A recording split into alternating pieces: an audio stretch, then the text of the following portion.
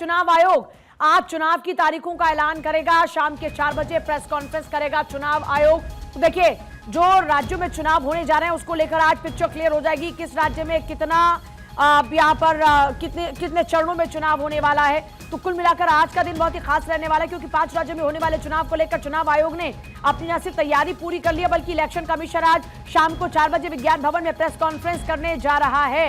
और इसी press conference में क्लियर हो जाएगा कि राज्यों में किस तरह से चुनाव होने वाले हैं, चुनाव की तारीखें क्या कुछ रहने वाली हैं। चाहे बात आसाम की हो, चाहे तमिलनाडु की हो, चाहे पश्चिम बंगाल की हो, चाहे पुडुचेरी की हो, खासतौर पर इन राज्यों को लेकर सबकी निगाहें भी टिकी हुई हैं। और आप लगातार देख भी रहे हैं कि जिस तरीके से लगातार ये प्रयास किए जा रहे हैं। तमिलनाडु की बात की जाती है, 234 सीटों वाला तमिलनाडु, जहां पर बहुमत के लिए 118 सीटों की जरूरत होती है। इसी तरीके से बात अगर केरला की जाए, 140 सीटों वाली केरला। अदिति मेरे साथ जुड़ गया। अदिति, आज इंतजार खत्म हो जाएगा चुनाव आयोग की शाम के 4 बजे प्रेस कॉन्फ्रेंस। बिल्कुल, देखिए, पहले ये माना जा रहा था कि 16 तारीख को होगा, जो कि सोमवार, लेकिन अब आज शाम 4 बजे विज्ञान भवन में प्रेस कॉन्फ्रेंस होगी। लगभग 1-1.25 घंटे की प्रेस कॉन्फ्रेंस, जिसमें 5 राज्यों के चुनाव पर पूरी तारीख जो है, चुनाव की तारीख आएगी।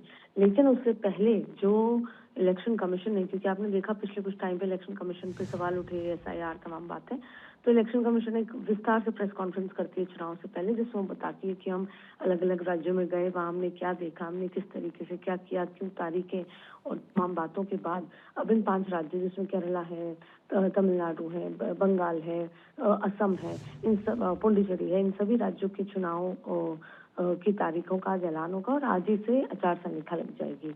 और इसके साथ साथ आप देखिए कि आज के बाद से कोई भी सरकारी 4 बजे बाद से जब कोड ऑफ कंडक्ट लग जाएगा, उसके बाद से कोई भी सरकारी कार्यक्रम नहीं होंगे।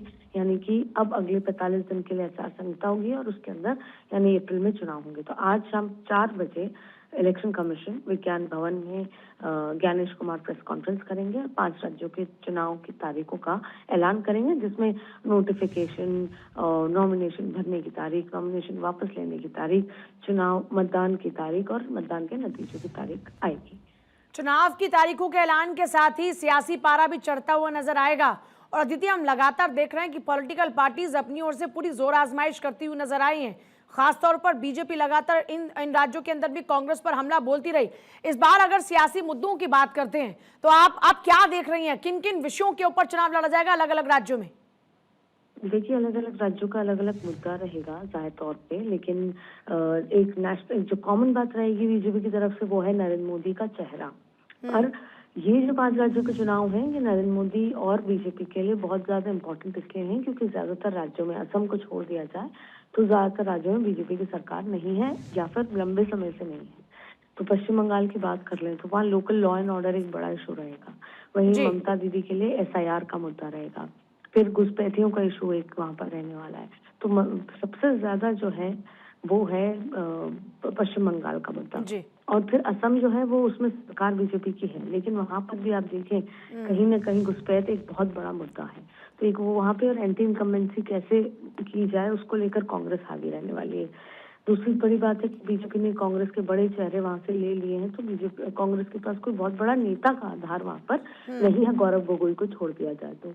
फिर आप देखिए केरला, तो ऐसे बहुत सारे राज्य हैं जिसमें जोर आजमाइश होगी, लेकिन कॉमन बात यह है कि नरेंद्र मोदी चेहरा होंगे और विपक्ष सामने खड़ा होगा। बहुत शुक्रिया आपका फिलहाल पूरी जानकारी के लिए।